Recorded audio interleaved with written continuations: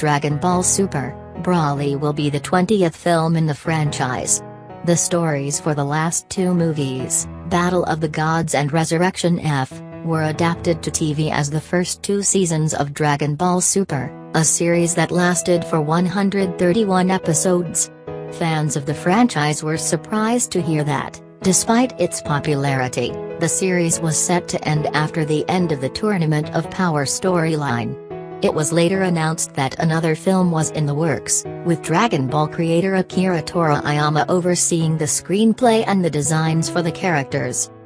One of the most popular characters in all of Dragon Ball makes his canonical entrance into the franchise this month. The impossibly powerful Saiyan warrior Broly was first introduced in the 1993 movie Dragon Ball Z, Broly, the legendary Super Saiyan. Though he became popular with fans due to his overwhelming strength and stunning character design, Broly only ever existed in non-canon Dragon Ball movies. This month, the highly anticipated movie Dragon Ball Super, Broly introduces him to the franchise in a story that picks up after the end of the Dragon Ball Super series.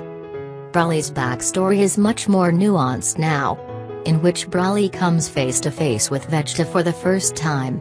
In this movie's telling, Broly exhibited such incredible power levels as a baby that the Saiyan ruler King Vegeta III sent him to a far-flung abandoned planet where he could never threaten the prince.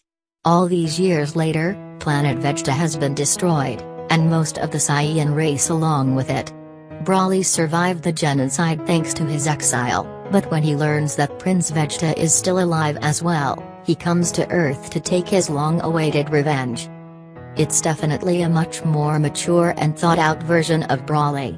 He gets to do some acting, as opposed to just screaming Kakarot over and over, Sabat tells Zoo.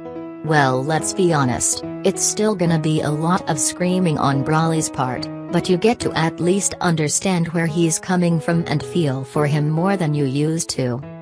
Broly isn't even the only fan-favorite Dragon Ball character making his canon debut in this movie. After Broly's unstoppable power proves too much for Goku and Vegeta to handle even in their Super Saiyan God forms, they resort to the fusion technique. Dragon Ball Z fans will remember the time Goku and Vegeta used the Potara earrings to combine into Vegito and fight Majin Buu, but this time they use the fusion dance, more often utilized by their sons Goten and Trunks to become Gotenks, in order to become Gogeta. Like Broly, Gogeta has appeared on-screen before, but only in movies that were not officially part of the Dragon Ball canon. This time he's for real, and Sabat and Shemo both say Gogeta is cooler than ever. They would know, since playing a fusion character like Gogeta requires them to combine their voice acting. We're really happy that this is the canon version of the character, because over the years we've really honed our skills to be able to do that fusion stuff in a way where it sounds really cool, Sabat adds.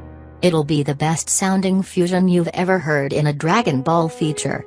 We found this way, by Sean making his Goku voice a little more Vegeta, and me making my Vegeta a little bit more Goku, and trying to mimic each other's inflections perfectly. It just sounds like one individual being. I think that's why I like the character so much now. Before, it just sounded like this weird amalgamation of two actors trying to do their own thing, but we really worked hard to do a perfect fusion, in a same way that I guess the characters might.